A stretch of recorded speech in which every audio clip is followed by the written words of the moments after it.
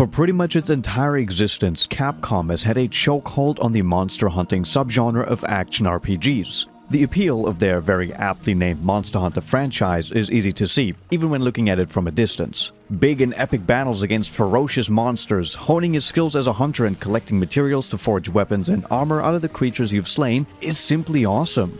On paper, this sounds very straightforward, because many games have done these things even way before Monster Hunter ever did back in 2004. But somehow this franchise was able to slowly make a name for itself and garner a cult following in its early years, which is not something that will just happen for no reason. If you look into it a little deeper, these games managed to provide players with a unique experience that you couldn't really get anywhere else, even though it sounds like a simple concept at first. And as fate would have it, as with any game or franchise that is able to create as dedicated of a fanbase as Monster Hunter did, there have been a few attempts made by various development studios to create something similar, to maybe attract or capture some of that audience and success for themselves. And today, I want to talk about one of those games that I barely ever see anyone talk about. Back when I was a kid, happily playing on one of my favorite consoles of all time, the PSP, I was yearning for more games like Monster Hunter on that system. And by pure chance, while visiting a game store one fateful summer sometime around 2011, a weirdly thick game case in the PSP section caught my attention. It was some kind of special edition for a game called Lord of Arcana, and I was instantly drawn to the incredibly edgy cover art and description on the back. I was able to eventually convince my parents to buy me this game after a little back and forth, and when I booted it up back at home, I was really surprised to find a Monster Hunter-like game. I didn't know this when deciding to buy it, so I was really pleasantly surprised. My best buddy who I was grinding Monster Hunter on the PSP with back in the day also ended up getting the game, so we started playing and absolutely loved it. The fact that no one talks about Lord of Arcana anymore probably has some very good reasons. But this game is still an interesting case which perfectly illustrates why we haven't seen all that many successful Monster Hunter-likes pop up over the years. Of course, there are some which managed to break through, like Bandai Namco's God Eater franchise, for example, releasing 3 mainline games between 2010 and 2019, as well as an anime adaptation in 2015. But I suspect that this success was largely thanks to God Eater offering a fairly different experience to the one found in Monster Hunter. It obviously took some inspiration, that is for sure, but it ended up being a much more fast-paced and story-driven game in comparison to the slow and methodical freeform hunts you would find in Capcom's games. But I'm getting a little bit ahead of myself here, because this video isn't actually about the early Monster Hunter experience itself. I do have a video planned on that though, so do stay tuned. What is it that Lord of Arcana did or didn't do to receive such underwhelming review scores and ultimately fail as a Monster Hunter-like game, even though it was made by the big Square Enix? And like I've already mentioned, when I was a kid, I absolutely loved it and poured countless hours into building my character together with my friend. When I started to replay it recently, even streaming it on my main channel at one point, I very quickly noticed why we never ended up seeing this game become popular or even being somewhat of a competitor to Capcom's monster hunting monolith.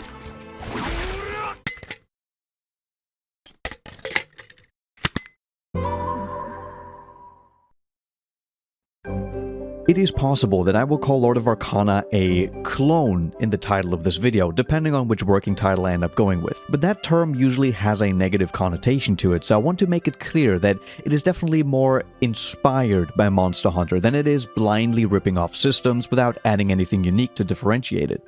If God Eater is on the opposite side of the monster hunting spectrum, Lord of Arcana would be somewhere in the middle between the two. The game will still feel familiar in many aspects while having some key differences that set it apart, for better or for worse. You still have a little hub village or town from which you can go and accept quests through a guild. Before you embark on a quest, however, you should get your gear and items in order, because once you depart, you are locked into using what you initially brought with you. Meaning that if you run out of healing potions and revives, the quest will fail and you'll have to do it all over again. In order to avoid that, grabbing all kinds of materials laying around in the different locales is a crucial part of the gameplay loop early on, because they are used in potion crafting and other useful gadgets that will help you on the road to victory. And of course, that also extends to monster materials for weapons and armor. The general gameplay loop in Lord of Arcana is pretty much exactly the same as what you would find in any Monster Hunter game. But to anyone who has been paying close attention to the footage that I've been using to illustrate that point, you will surely also have noticed a few interesting differences. As soon as you actually engage in a fight, things start to deviate from the Monster Hunter template quite a bit.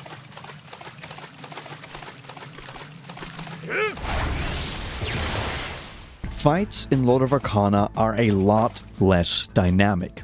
The locales or maps are structured in a similar way to Monster Hunter, yes, but they aren't actually the stages for your battles. The moment you contact an enemy, you will be transported to a separate, enclosed battle arena. It is a completely featureless, flat, circular plane only meant for you to focus on fighting your opponent.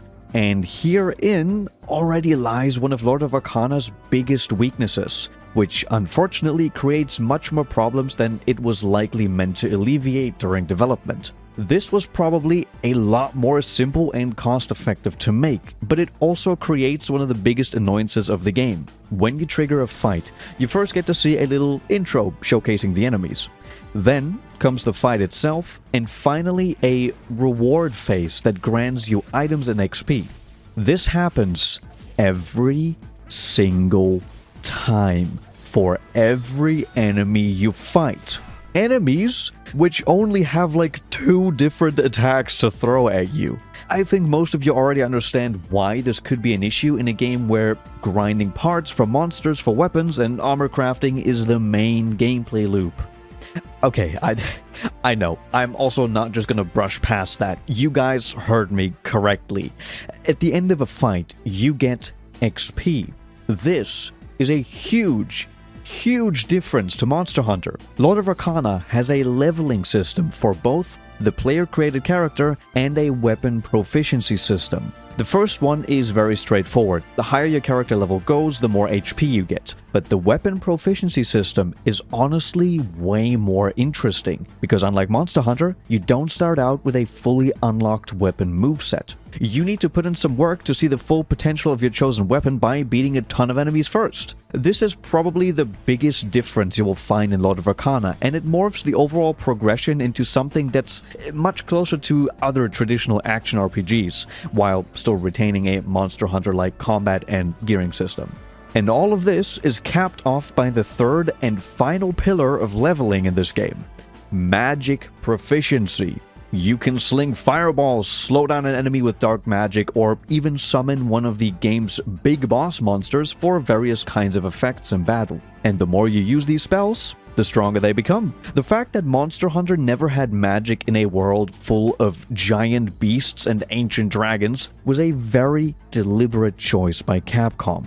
They wanted to set up this somehow very grounded feel for the franchise, to lean into the hunting fantasy, despite needing to suspend your belief for this grounded approach every now and then because of various things. But Square Enix didn't do any of that in Lord of Arcana. They went full-blown fantasy because this game is actually a part of Square Enix's Lord of Vermilion franchise, and also pulls its roster of creatures from various other games under their umbrella. This franchise was originally an arcade-based fantasy collectible card game that eventually got a spin-off, which ended up being Lord of Arcana.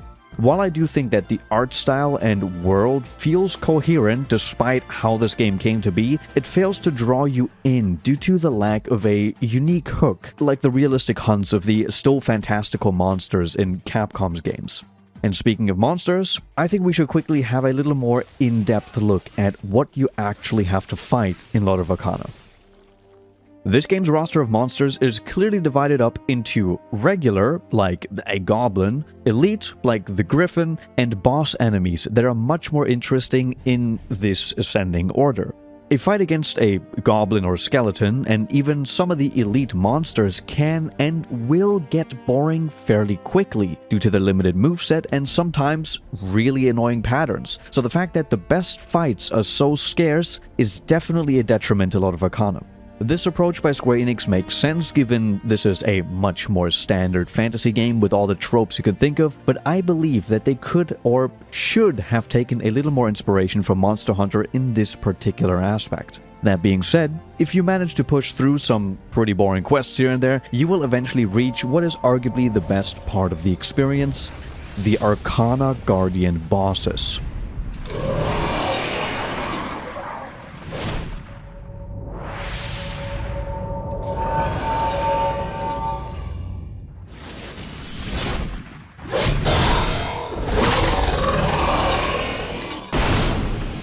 There are 9 of these bosses, which all cap off a respective chapter and line of quests, and some of them are pretty damn cool.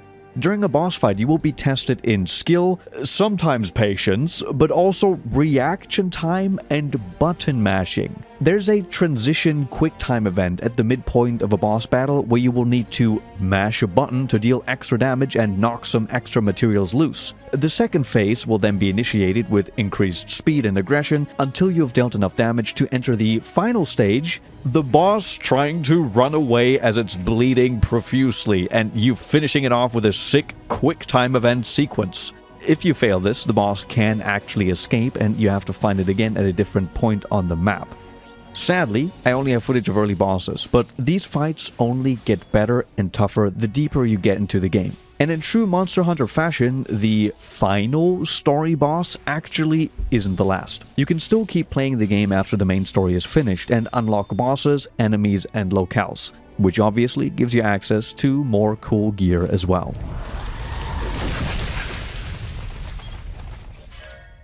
Okay, so a quick intermission here. I had to record a bunch of extra footage for editing this video, and during that time, I had to fight this enemy right here, the Drake Shade.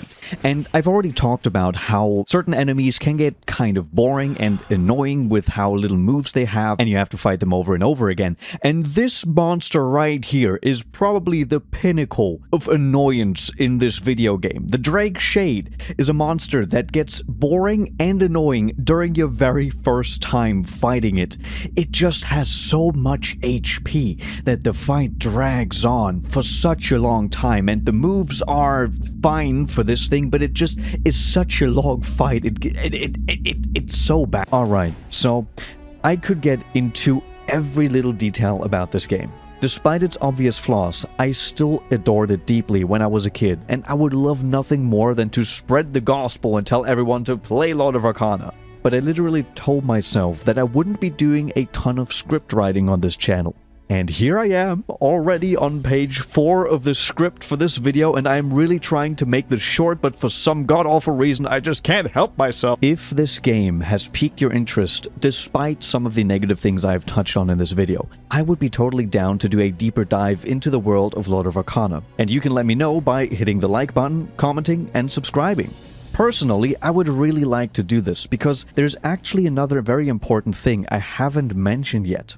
Square Enix, or rather Access Games, realized that Lord of Arcana simply wasn't refined enough. The initial poor reception and complaints didn't fall on deaf ears, and about a year after its initial release, a follow-up game, or rather an expansion and refinement of Lord of Arcana was put out to make things right. This new game was called Lord of Apocalypse, which sadly never ended up making its way to the West. One of the most notable changes in this version was that players could now fight the smaller and more boring regular enemies directly within the zones, removing the separate battle arena and long wait time to get into and out of the fight. This is a huge improvement already, and there were many more, which brought this game just a little closer to what Capcom was doing with Monster Hunter. I have played Lord of Apocalypse a little in the past, but I never did a full playthrough or had a more in-depth look at the exact differences to the original. So a follow-up video to this one would probably include me doing all of that, and I genuinely love to do that. But whether I will just do that for myself or for a video will be up to you guys.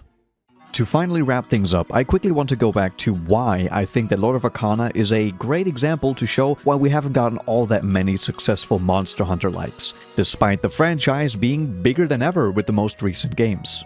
Even if there is a lot of budget behind a project, backed by a big player in the industry, a game like this is still a monumental undertaking due to the complexity of what has to be created while also being constantly compared to the franchise that has been allowed to slowly grow into itself over many years by being the first one to do it.